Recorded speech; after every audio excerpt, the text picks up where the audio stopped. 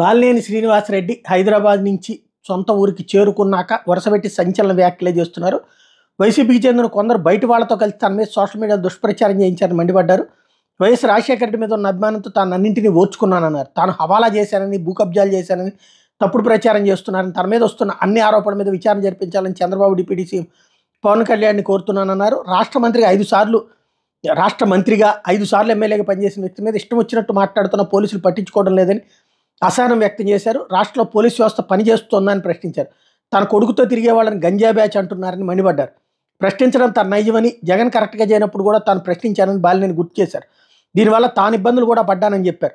1973లో తమకు సొంత కారు ఉందని, అలాంటి తమను తక్కువ చేసి మాట్లాడుతున్నారని ఆగ్రహం వ్యక్తం చేశారు. సాఫ్ట్గా ఉండే తనను కొందరు ఇరిటేట్ చేస్తున్నారని మండిపడ్డారు.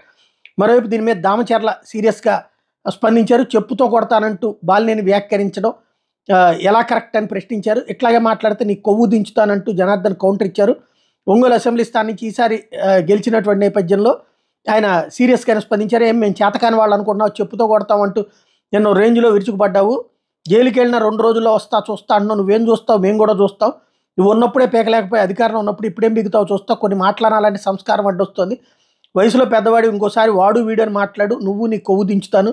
ఏదో గమ్మునుంటున్నాం కదా అని రెచ్చిపోతున్నారా? అధికారం అడ్డం పెట్టుకుని నువ్వు నీ కొడుకు ఎన్ని అరాచకాలు చేశారు.